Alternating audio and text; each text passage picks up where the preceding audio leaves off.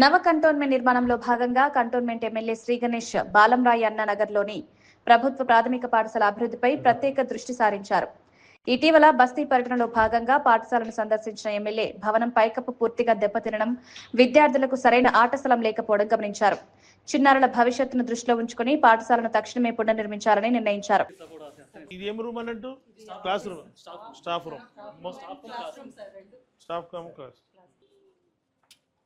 మొత్తం ఎన్ని రూమ్స్ ఉన్నాయా? 5 రూమ్స్. ఎంత స్టూడెంట్స్ ఉంటారు? మొత్తం 63 స్టూడెంట్స్. ఇప్పుడు ఎక్కడి నుంచి ఏ క్లాస్ నుంచి ఏ క్లాస్ వరకు? ఇది ప్రైమరీ స్కూల్. సరే, ఓకే. అంటే మొత్తం ఇంగ్లీష్ మీడియం అండి? చెత్త దగ్గర రీజన్ కూడా పక్కన మొత్తం చెత్త ఉంటుంది సార్. చెత్త వాసనకి వేడికి ఉండలేదు, గ్రౌండ్ లేదు. ఇప్పుడు స్పాట్ అయితే ఇది ఉంది. ఇప్పుడు దీన్ని ఫస్ట్ డెవలప్ చేసుకుందాం, తర్వాత వేరే విషయం ఉంటే వేరే చేస్తున్నాం. ఫస్ట్ అయితే ఇనీషియల్గా మనకు స్లాబ్ కావాలి.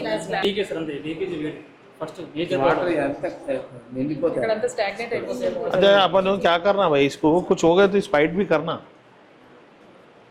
స్ట్రెంత్ 60 పెరుగుతారు. అప్పుడు నెక్స్ట్ పెరుగుతారు కాబట్టి స్ట్రెంత్ ఇద్దరు డైనింగ్ హాల్కి వెళ్ళి డైనింగ్ హాల్కి ఈ गर्मी में कैसा पढ़ते जी बच्चे?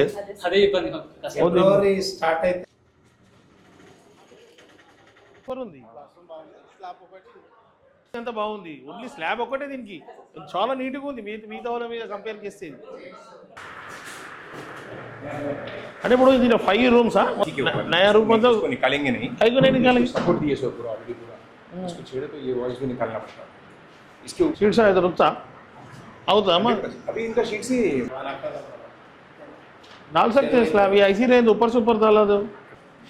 మీరు కూడా లీడర్లకు ఒక విజ్ఞప్తి, ఇక్కడ ఉన్న లీడర్లందరికీ బాలరాజన్న ఈ పరిసరాలు కూడా నీట్గా రోజు మాట్లాడుతున్న కంటోన్మెంట్ బోర్డులతో కూడా ప్రత్యేకంగా ఈ స్కూల్ ముందు వేయొద్దు అనేసి నాకు వాళ్ళు నోటెడ్ అయిపోయి ఉంది. నేను చూసాను కాబట్టి నోటెడ్ అయింది. వారు చెప్తున్నా, వాళ్ళు ఏమంటారు, తీసేసిన గంటకి మళ్ళీ వస్తుంది.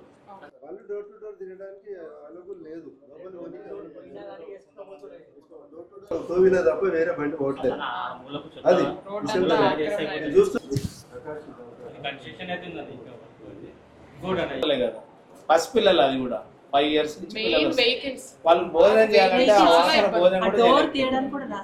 ఇప్పుడు ఇక్కడ పార్కింగ్ బండ్లన్నీ పార్కింగ్ చేసి గేట్ కూడా దీనికి వస్తలేదంట. మళ్ళీ వాళ్ళని చూడండి వేరే దగ్గర ఇదే కదా ఇంకేమన్నా ఉందా? జర డ్రింకింగ్ వాటర్ కూడా చెప్పు ఇట్రా వచ్చి చేపిద్దాం.